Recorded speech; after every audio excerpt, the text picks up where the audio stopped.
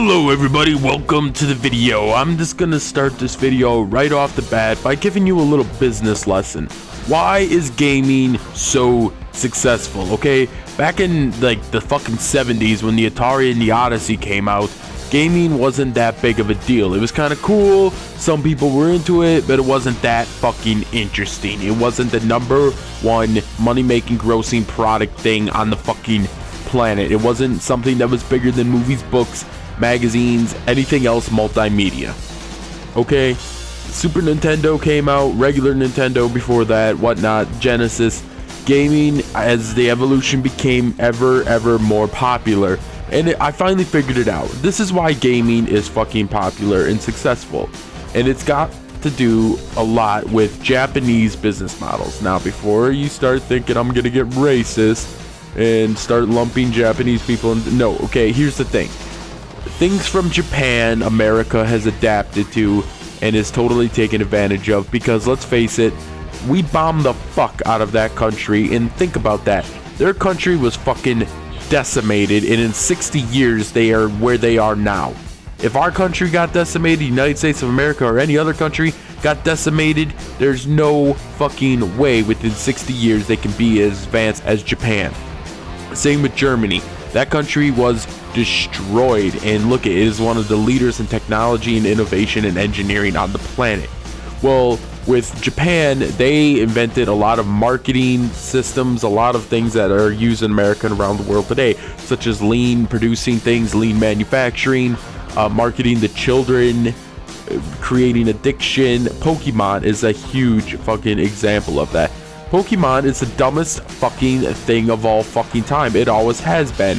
But if you tell a little 7-year-old kid, gotta catch them all, gotta catch them all, gotta catch them all, you plant it into their brain that they have to have all of them for whatever reason, then they want all of them, and then they become addicted to fucking Pokemon for life. They were very intelligent, implanting into impressionable minds. And this is why gaming is very successful. Because one, if you don't have a lot of friends, you're not very social, and people are becoming more and more anti-social lately, even though we have more social networking than ever before. But let's face it, people are becoming very anti-social, and a lot of it has to do with people are just very busy, or there are so many different gaps in society nowadays, especially with multimedia and financial situations and whatnot.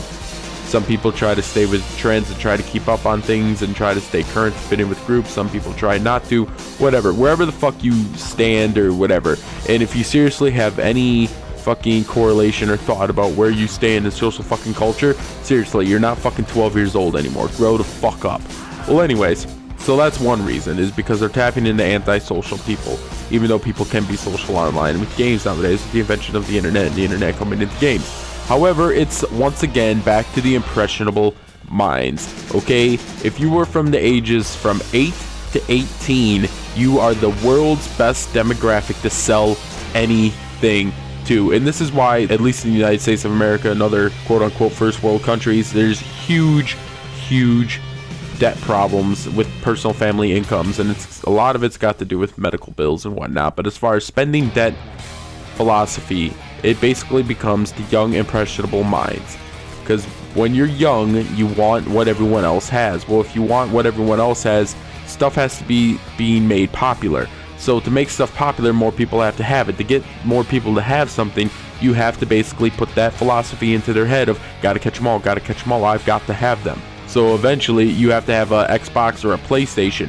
When I was a kid, there was a Sega Genesis, a 3DO, a Neo Geo, a Jaguar, a Nintendo 64, a PlayStation, the 32X for the Sega Genesis, Sega Saturn, Sega CD, and like 2 other consoles I can't even think of, all at once. If you went to a store, there were so many fucking video game consoles it wasn't even funny. Now there are 3. And if you really think about it, there's only 2. There's the PlayStation and there's the Xbox. Yes, there's the Wii, but then there's also PC, but that's a totally different genre, and that's a totally different thing. And I'm not really into that, so I'm not going to speak on that. But there's basically 2.5 fucking major consoles out there. Okay, we went from 5 to 6 to 7 to 2. And you basically have to pay a lot of money to have one shitty-ass console. And that is that. Very impressionable to get young people to want this, because once again, if you're between the ages of 8 and 18, you think you're capable of making a conscious decision and a choice, because you are capable of making a choice. You simply can make a choice of, do I want to touch the red hot stove or do I not? Basically, you're able to make a decision. However, you're still very impressionable, so is your decision really independent? I don't know. That's a discussion for a different day, because I don't know if there's any such thing as an completely independent decision.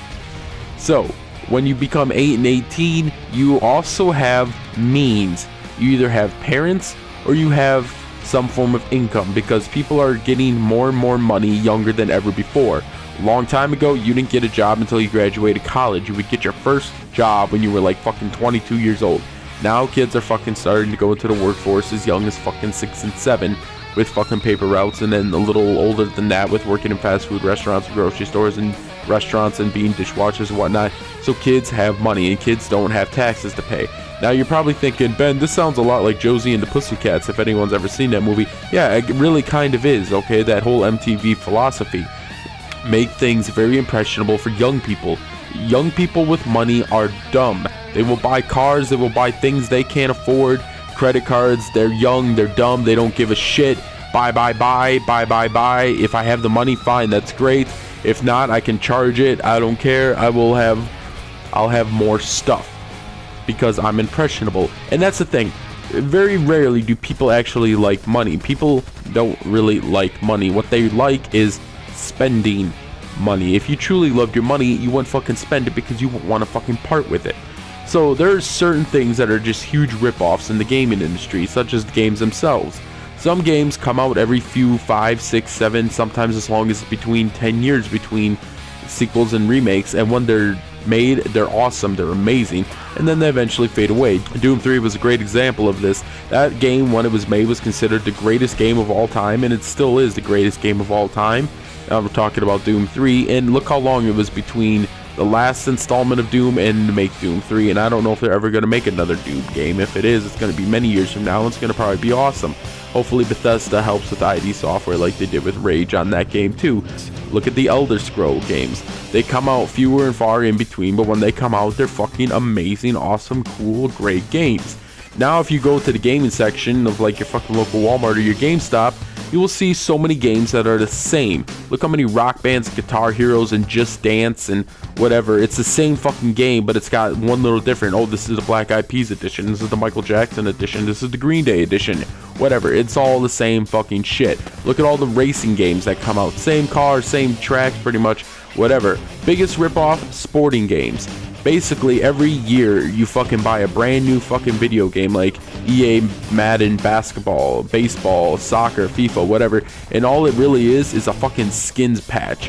If you have the original game, you can basically download the skins and the updates to make the game more current. So instead of having a 2012 edition, you now have the 2013 edition.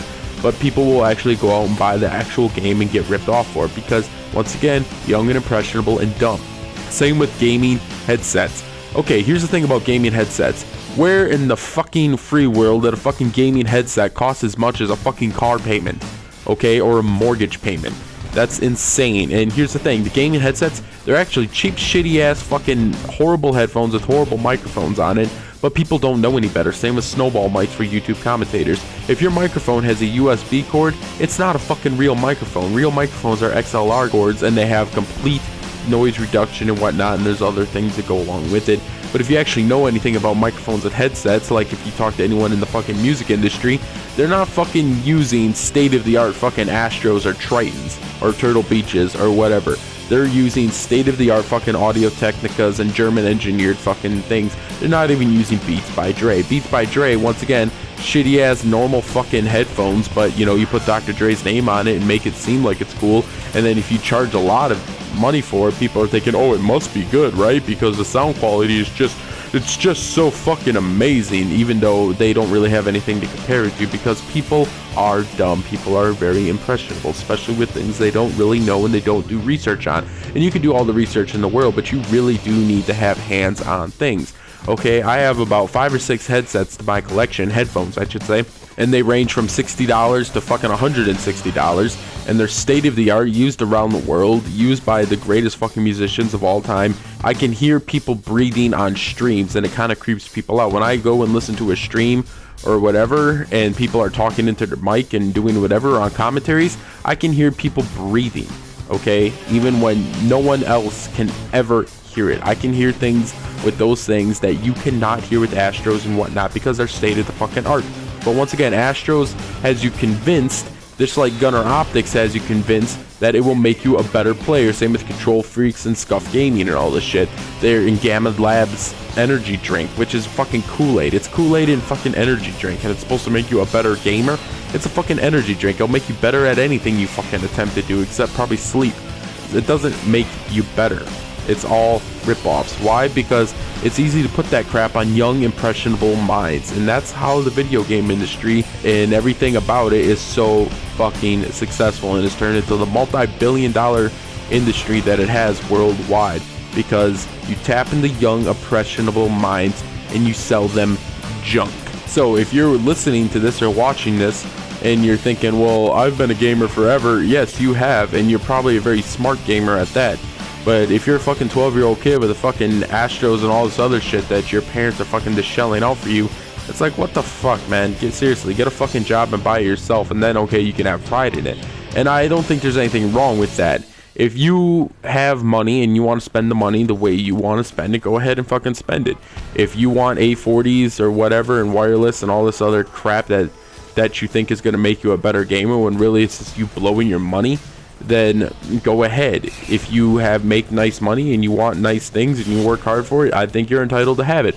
Same with your internet. If you want really good, awesome internet so you can game online better, I think you should be fucking rewarded for that. Lag comp, I don't think should be part of the deal. You know, everyone's like, why should I get punished for having bad internet? Well, the same argument could be, well, why should I get punished for having really shitty internet? Well, you should upgrade your internet. Well, I always tell people, if I could fucking upgrade my internet, I could. In my area, my fucking internet comes from the local telephone cooperative, and it's laced through fucking Phoenix, Arizona. The maximum I can get is 3 down and a half up, okay? So I don't really have that option. But that's the end of my little rant here, and hopefully I just, you know, got some shit off my chest. And it's basically, yes, I'm calling people stupid, and I know there are people subscribed to me that have Astro A40s or probably use Scuff Gaming controllers or Optics or whatever, and yeah, I do think you're stupid, or I shouldn't say you're probably stupid, I should say I think it was stupid that you're using that crap. But then again, it's your money, you can do whatever you want with it, so long as you're not adding to the fucking nation debt ceiling. That's all that fucking matters.